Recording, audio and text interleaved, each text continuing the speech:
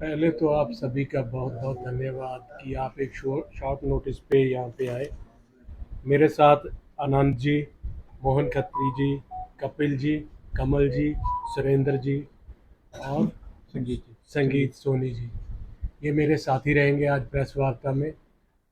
तो आज प्रेस वार्ता का सबसे बड़ा मुद्दा ये है कि इस वक्त जिस तरह से हरियाणा में जो चुनाव आए हैं उनमें भाजपा अपनी हार से बौखलाई हुई, फिर इसी प्रदेश में और हिंदुस्तान के स्तर पर राहुल जी पर झूठे इल्ज़ाम लगा के जातिवाद की राजनीति करना चाहती है और मुद्दों पे बात करने से भाग रही है। आज सबसे बड़ा हरियाणा प्रदेश का मुद्दा है बेरोजगारी। सारे हिंदुस्तान में पहले नंबर पे है बेरोजगारी में। और उसके बाद जिस तरह से किसानों के साथ वायदे किए गए, किसानों को कहा गया कि इनकी आय दुगनी की जाएगी, एमएसपी की गारंटी दी जाएगी, और उन वादों के खिलाफी की गई और किस तरह से किसानों पे गोली चलवाई गई और किसानों के साथ धोखा किया गया।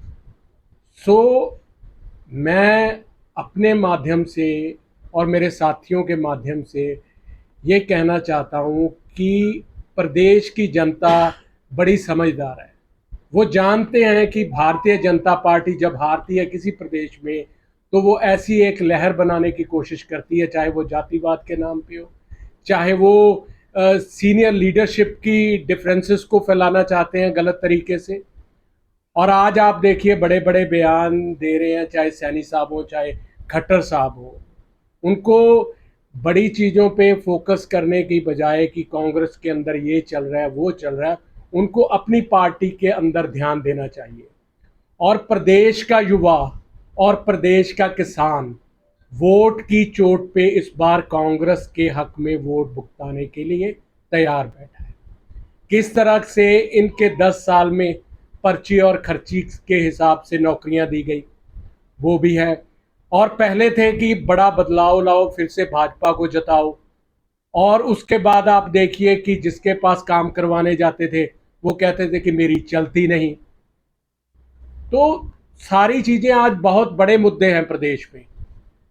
तो इन चीजों को लेके जो एक राहुल जी का मैसेज है कि सबसे बड़ी बात, क्योंकि ये पहलवानों का देश है, ये प्रदेश आपका किसानों का प्रदेश है हरियाणा।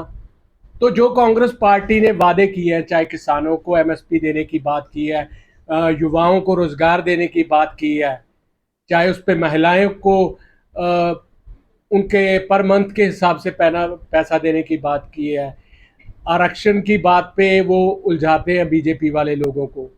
तो सीधी बातें हैं आपके सामने। तो मेरा यही था कि प्रदेश की जनता इस बार पूरी तरह से तैयार बैठी है और भाजपा को चलते करने के लिए तैयार बैठी है। जो गवर्नमेंट, जो सरकार ये कहती थी, बहुत बड़ा नारा दिया बेटी पढ़ाओ बेटी बचाओ का, उनके खुद के प्रदेश में क्या हुआ? पहलवानों को जिस तरह से घड़ीसा गया सड़कों पे, उनकी इज्जत को रौंदा गया, और उसके बाद इनके ही खुद के एक मंत्री संदीप सिंह पे बहुत बड़ा इल्ज़ाम लगता है कि एक महिला द्वारा।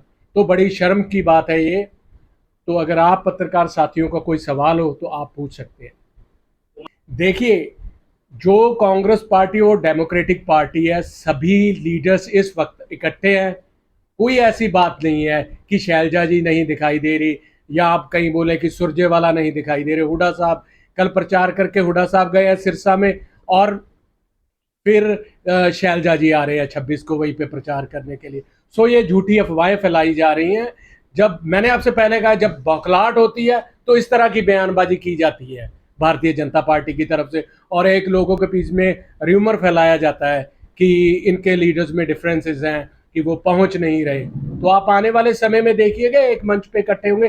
कल आपने देखा भी होगा, हुड्डा साहब ने स्टेटमेंट दी है, शैलजा जी उनकी छोटी बहन है।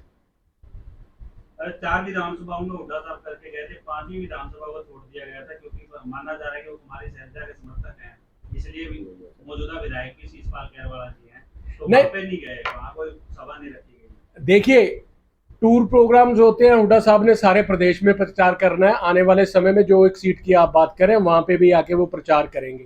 कुछ मैं मीडिया साथियों से भी ये बेनती करना चाहूंगा कि आप इस चीज को गलत तरीके से ना फैलाएं, क्योंकि हुड्डा साहब पे भी बहुत बड़ी जिम्मेदारी है।